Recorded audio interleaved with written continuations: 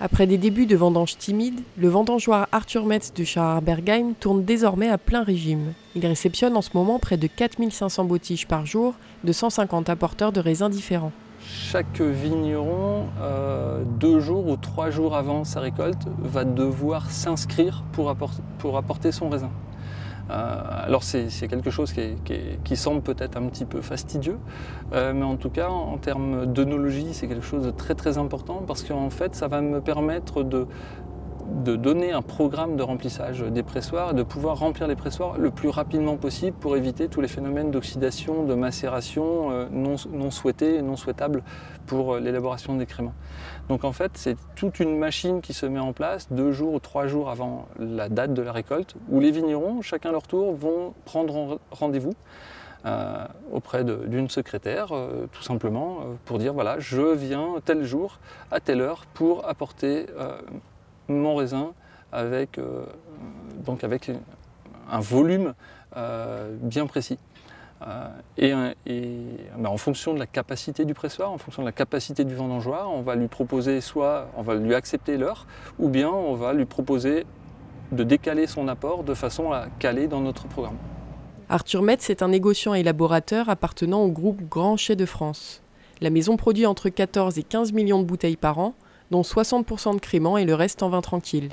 485 apporteurs de raisins couvrant quelques 1000 hectares du vignoble alsacien sont sous contrat de partenariat avec Arthur Metz. Donc concrètement, effectivement, nous ne sommes pas propriétaires des vignes, nous avons des contrats, donc nous sommes engagés avec des vignerons qui nous apportent leur production de raisins. Et donc des contrats qui vont de 3 à jusqu'à 9 voire 12 ans. Donc avec un fort partenariat avec ces vignerons. L'objet étant effectivement de pouvoir compter sur eux autant en termes de qualité, mais également en termes de développement, c'est-à-dire de les accompagner également dans tout ce qui est encépagement, conduite de la vigne, maîtrise des risques, etc. Au mois d'août, des échantillons sont prélevés dans les vignes et analysés pour établir un pré-programme en fonction des maturités constatées, qui va ensuite s'affiner au jour le jour en fonction de la météo. Mais cette année, toute la difficulté réside dans l'hétérogénéité extrême des parcelles, voire même des grappes de raisin. La récolte est un petit peu à l'image de la météo de cette année, c'est-à-dire avec des hauts points de chaleur, mais aussi des périodes de basse température, voire de pluviométrie importante. Ce qui fait qu'aujourd'hui, on a une récolte qui doit être gérée pratiquement à la parcelle. C'est-à-dire qu'en 200 mètres d'espace, 2 parcelles vont avoir 2 niveaux de maturité très très différents. Donc c'est quelque chose qui est assez nouveau pour les viticulteurs. Autant l'an dernier on avait quelque chose qui était très très homogène, autant cette année on a une diversité dans la parcelle, même à l'intérieur des grappes, qui est très importante. On peut avoir des baies qui sont autour de 11% d'alcool probable, et juste à côté, la baie qui est vraiment juste à côté, elle va être simplement à 8.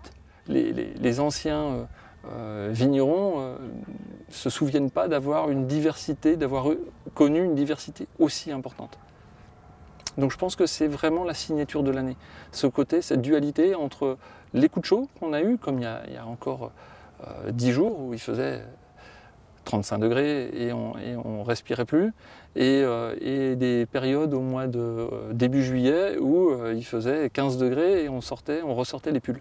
Et en fait, ce millésime va garder en lui, je pense, ce yo-yo entre un côté très chaud, très chaleureux et un côté très frais, très acidulé.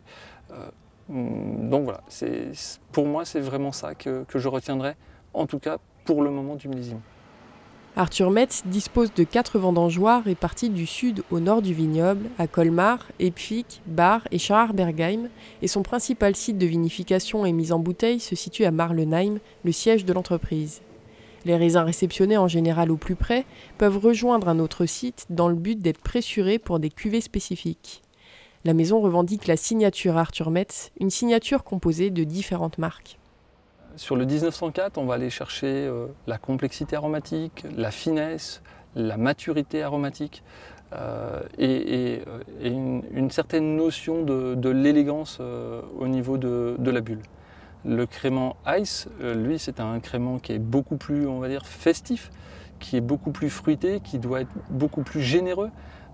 Et donc on va changer au niveau des assemblages, à la fois en termes de cépage, mais aussi en termes de fraction, pour à la fois avoir l'acidité qui permet d'équilibrer la sucrosité du produit, mais également le fruit, un fruit très généreux, puisque le crément Ice, comme son nom l'indique, est servi frais, sur glaçon.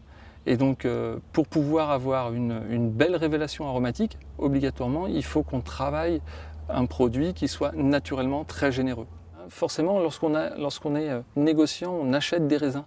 Et donc on construit notre image par rapport à la diversité des raisins et des terroirs qu'on achète. D'où l'importance des contrats qu'on peut avoir longue durée qui nous permettent effectivement d'asseoir durablement la signature et le type de produit. Mais effectivement, en fonction des années, dans le Riesling Arthur Metz classique, quelque part on pourra avoir peut-être un peu plus de raisins de la région de Marlenheim et un petit peu moins de la région de Orschwihr ou de Colmar. Et puis l'année suivante, ce sera l'inverse.